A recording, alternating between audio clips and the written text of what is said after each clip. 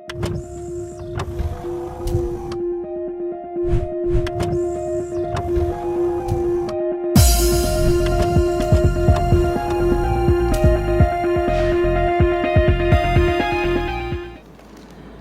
Question है जनाब कि स्टे आर्डर क्या है जनाब।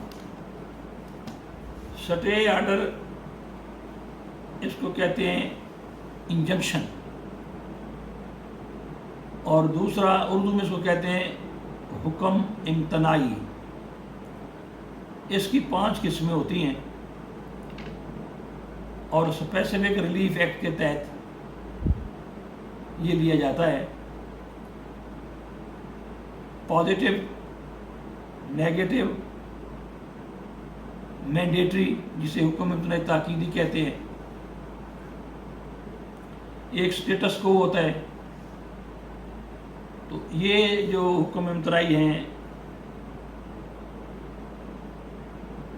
उस अंदाज से सिविल कोर्ट में दायर होते हैं। मसलन कोई शख्स किसी के घर के आगे इतनी ऊंची दीवारें कर लेता है कि उसकी हवा और रोशनी कम हो जाती है या नहीं आती, तो वो दीवानी अदालत में दावा दायर करेगा और उसमें मैंडेटरी इंजंक्शन, हुक्म इम्तनाई ताकीदी का दावा करेगा और उसमें यही होगा कि इसको हुक्म दिया जाए कि इसको गिरा दे, कि मुझे रोशनी और हवा जो है वो कम हो रही है। एक होता है किस्म स्टेटस को। स्टेटस को ये होता है कि जनाब जैसी हालत है वैसी खड़ी रहे, मुकदमा चलेगा, जो भी बाद में फैसला होगा होता रहे, अभी कोई बिगाड़ पैदा ना हो, कोई नक्श अमल का ख़तरा पैदा ना हो, जिसका कब्ज़ा है अभी उसी को इंटैक्ट रहने दिया जाए। तो ये जो एक होता है कि कोई उसको एलिनेट ना करे, यानी उसी को ही बाउंड कर देते हैं कि जनाब ये उसकी जायदाद है मुद्दई की, तो मुद्दा लय को जनाब वो हिदायत दे देते हैं कि इसको एलिनेट नहीं कर सकता, किसी दूसरे फरीक को ये मुंतकिल नहीं कर सकता। इस तरह पॉजिटिव इंजंक्शन होता है कि किसी को ये कहना कि वो फलां ये काम करे। नेगेटिव ये होगा कि उसको डायरेक्शन दी जाएगी कि ये काम ना करे। तो ये स्पेसिफिक रिलीफ एक्ट में जो है ये दिए हुए हैं और उसके तहत हम ये स्टे वगैरह ये जो है वो लेते हैं। नेक्स्ट जनाब क्वेश्चन किया गया है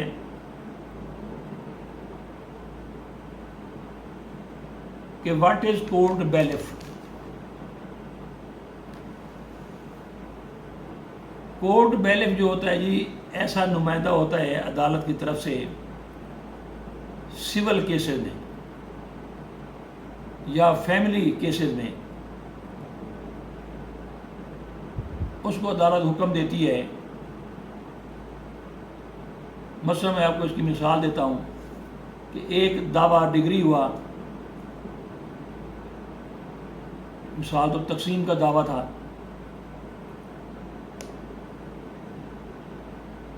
अब कब्जा दिलाने के लिए जो नुमाइंदा अदालत की तरफ से जाएगा उसे बैलिफ कहते हैं। वो मौके पर जाके अदालत का जो हुक्म है, जो जजमेंट और डिक्री है, और साथ उसको हुक्म दिया जाता है कि आप किसी को गिरफ़्तार भी कर सकते हैं अगर कोई बंदा सामने आए और वो हिंड्रेंस क्रिएट करे, ऑब्स्टेकल करे, मज़ामत क्रिएट करे, तो उसको अरेस्ट भी किया जा सकता है। तो ये बैलेंस फिर जाते हैं, मौके पर जाके उनको कब्ज़ा दिला के आते हैं। इसी तरह बैलेंस जो है वो जाता है अदालत के हुक्म से। अगर कोई औरत दावा दायर करती है फैमिली कोर्ट में और दावा डिग्री हो जाता है, तो उस डिग्री के अमल दरामद के लिए बैलेफ जाता है और उसे अरेस्ट करके ले आता है, कोर्ट के सामने पेश करता है और उसको अदालत जेल भेज देती है। तो ये बैलेफ के फंक्शंस हैं कि अदालत की तरफ से नुमाइंदा जो عدالتی احکامات کی تکمیل کروائے، وہ بیلف ہوتا ہے۔ اگلا سوال جناب ہے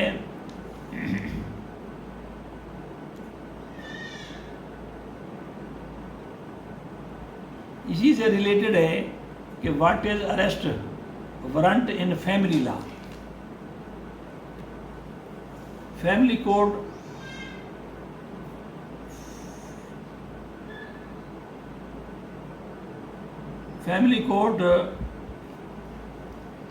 کا جو قانون ہے، جو پریویلنگ سچویشن میں 1964 ہے، 1961 کا قانون بھی موجود ہے، 1965 کے رولز بھی موجود ہیں،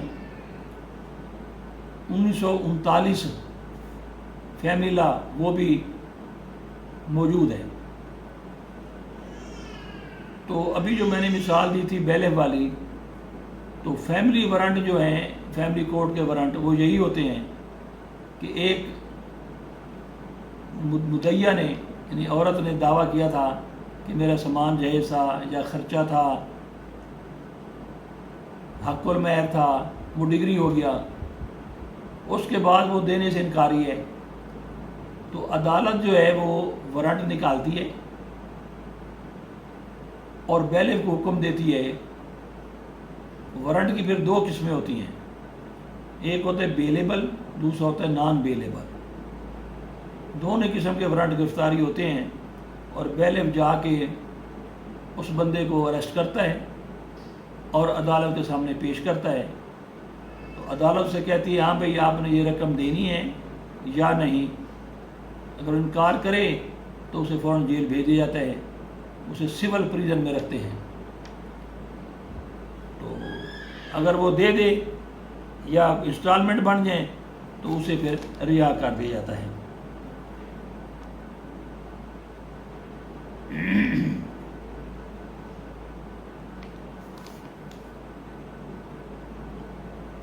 اچھا جی، اگلا سوال جناب ہے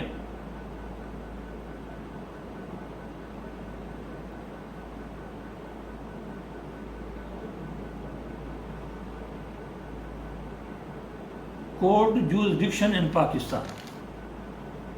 یہ سوال پھر جو ہے یہ مبہم ہے،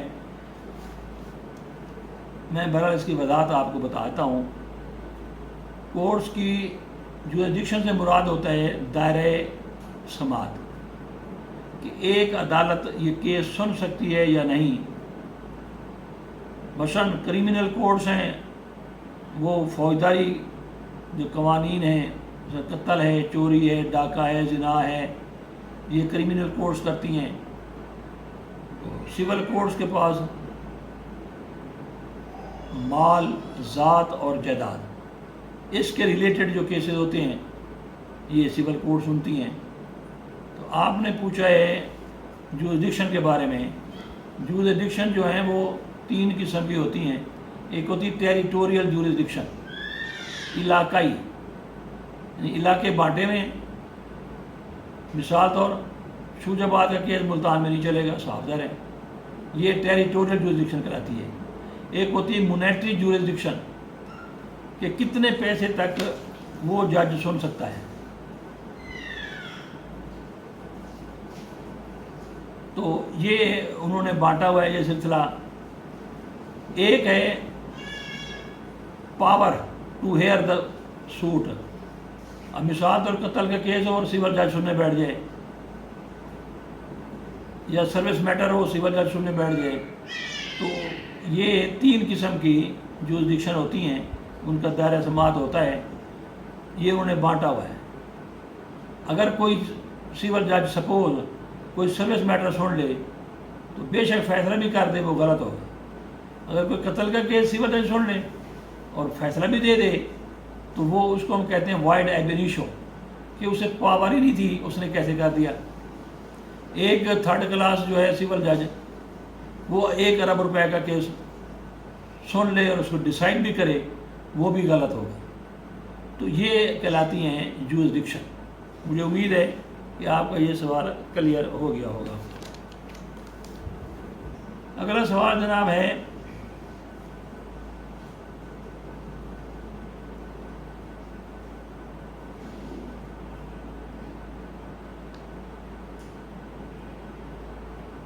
can court hear overseas property.